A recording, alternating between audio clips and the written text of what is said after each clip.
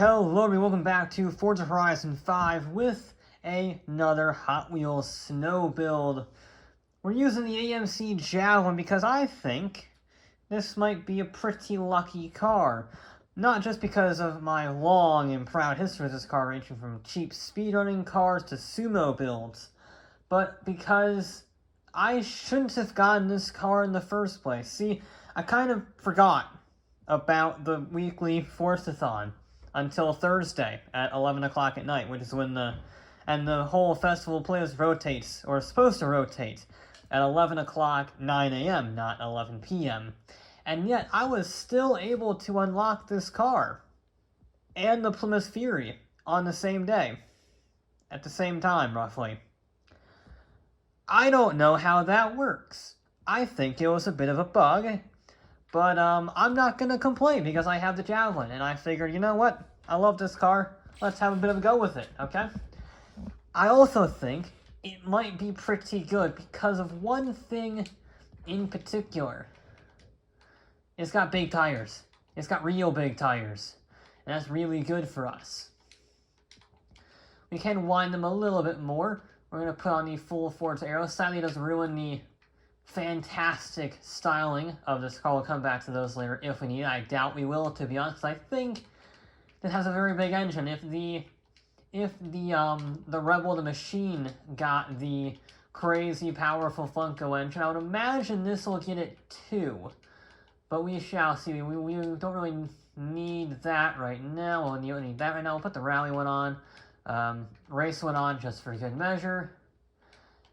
And now it's time. We don't have the Funko engine, but we do have the Monster Truck engine. And that basically puts us at the top of the class, so that'll do. That'll do nicely. I think this looks nicer. We'll put that on instead of the other one. The other one just looks ugly. We'll put that on, and then do you help the PI? No, you make it heavier. I think that is it. Yeah. Okay. 1,500 horsepower, 3,300 pounds, all-wheel drive with massive snow tires. I'm not sure if I think I might have put rally tires on. Hold on, I just had a thought. Yep, I put rally tires on. Hang on. Okay, we're not quite as high in the PI scale, but still, we have the correct tires. I caught that. I did good. I didn't do a goof. This might be insanely quick, but there's only one way to find out. Okay, this thing is actually one of the lighter cars that we've had. It's not quite as light as the two Porsches, but it is still lighter than the Ferrari, and it's probably going to be one of the lighter cars here. It certainly has one of the best power-to-weight ratios, over 3 pounds, less than 3 pounds per horsepower, I should say. And yeah, that means it's very fast, so it gets a fair bit of wheel spin, even with the all-wheel drive and 315 tires, but it is on the tarmac. The acceleration, holy cow. 110 brakes. I braked a little early there. I know I have to brake for the crest, so I don't get airtime into the downhill chicane, but still, that's impressive, the brakes, at least so far. First impressions, obviously, they can change as the run progresses and I get, more comfortable with the car. But first impressions are pretty solid. Acceleration's very nice. Got somehow stopped from that. I like this car. I think I like it a lot. The acceleration is brutal. Turn-in is good on the snow, no real issues. Brakes are good. I can't complain about it too much. A little bit early there, actually, on the brakes. I'm gonna have to get used to the speed I can carry through. I mean, look at that. That's just ridiculous. I'm a little wide, but I mean, the corner speed through there is insane. And I did lengthen the gear ratios. I know I didn't do that with the Porsche, but in hindsight, looking through, I just thought it would be easier. Uh-oh, I'm gonna jump the track. Uh-oh. Sorry. If you're gonna miss a checkpoint, that is how you do it. Okay. I didn't realize the cars could jump the track. Uh-oh. Now, we'll keep that one. That's fine, as long as I get the checkpoint.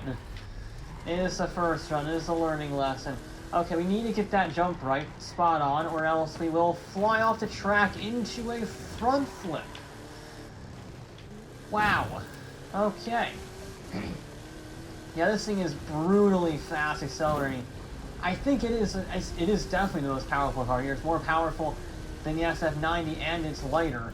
And it's a lot more powerful than the two Porsches. I think the 911 had 600 horsepower, and I think the Cayman didn't have like 900 something horsepower, I think.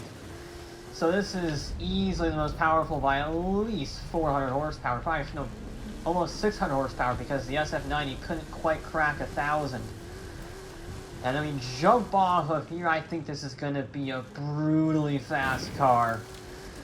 Yeah, look at this. This is just ridiculous. I think we might have an OP car. That's a 224 with an awful landing. It's like 0.4 of a second off the pace of the Porsche Cayman while smacking its face into a rock. That's a quick car. That's a really, really, really, really quick car if I can get it clean. Once again, we're launching at 30 seconds roughly.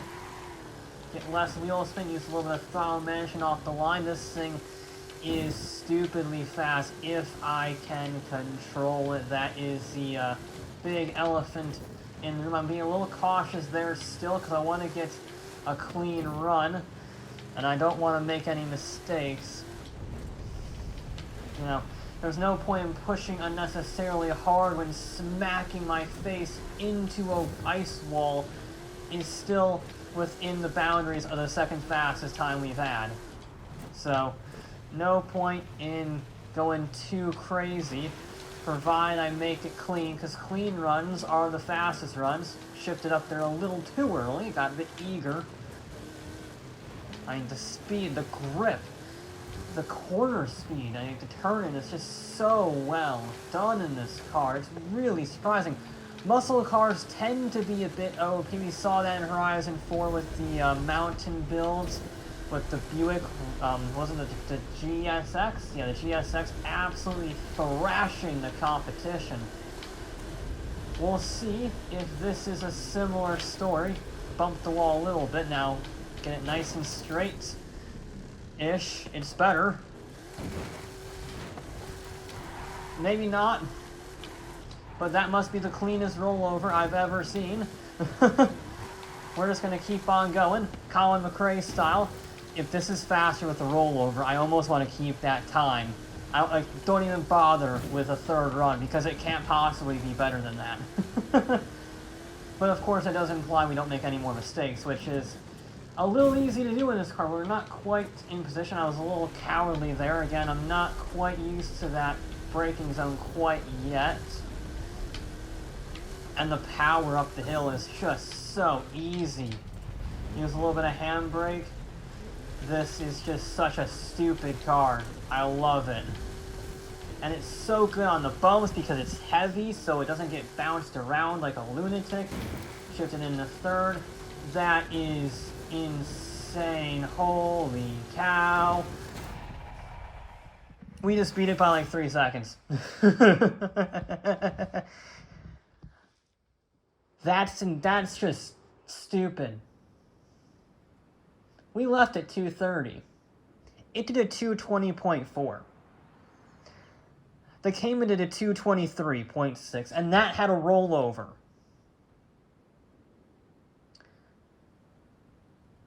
Wow. I'm actually speechless.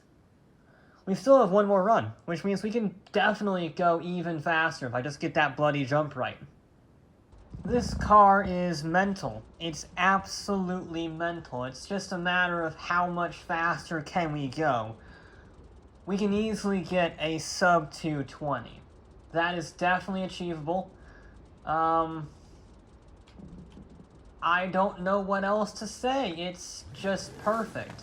It's got good control. It's got great power. It's got great launch. I'm launching in second there. You can see we still get off the line like a rocket ship. It doesn't get tossed on the bumps because it's over 3,000 pounds, but it doesn't feel like it's over 3,000 pounds because the brakes are so good. Look at the speed we can carry through there. That is beautiful. We didn't even hit the barriers. We're a little late through there, but that's fine. We carry so much speed in. It's that turn-in. The turn-in is so responsive. That's just criminal. Oh, well, that's not going to help. I locked up. Okay, you know what? That's kind of fair. I was greedy. We already broke the lap record by a mile, so I'm pretty much going for broke now. You can see just how much speed is carrying through these corners, so of course, that is the time that I lock up. It makes sense. I'm going 110% now, you know, and when you've already moved the goalpost so far, where's the harm in that? Really? Okay, Ken Block, thank you. I'm definitely making more mistakes, but they're minor mistakes, and I'm hoping that the sheer corner speed... Okay. You know, I messed up that jump every single time. It really doesn't like that section. But everywhere else, it is just so excellent. And it's just so cool to have so much confidence in the car. Probably a little too much confidence as this run has shown, because I have been, you know, out-braking myself, locking up, carrying too much speed. I mean, it's, a bit of a mess, but I mean, look at that. That's just stupid. The fact it can make that corner at 120 miles an hour into the braking zone is absurd. The charge up the hill is equally absurd. And it's a brilliant on the track. On the X, I use a handbrake without fear of oversteer. You know, unintentional oversteer. That's just stupid. I can't get over how much faster this car is than everything else. I mean, are we gonna do a sub? We're not quite gonna do a sub 220. We launched in a minute. I made too many mistakes at 221. Okay, so the fastest time is a 220.4, I think, if I recall correctly. That's a lot faster. That's 3.2 or so seconds faster than the Cayman. Now, either everything that I have run so far, there have been 3 cars, so it's a relatively small sample size. We'll have to see how it goes for the remainder of this. Either they're incredibly slow, or the Javelin is super insanely fast. We may have a Maserati syndrome from the Baja build. This is the first, ironically, the first proper American muscle car from the classic era that we have built since the Baja build, so I guess it's fitting in that respect. The last car was the Mercury Cyclone spoiler. And, this is faster. This is really fast. The Maserati won after being the 6th car to run around the Baja build circuit, so we might break the record, because this is only the 3rd car we've ever run around here, the 3rd build.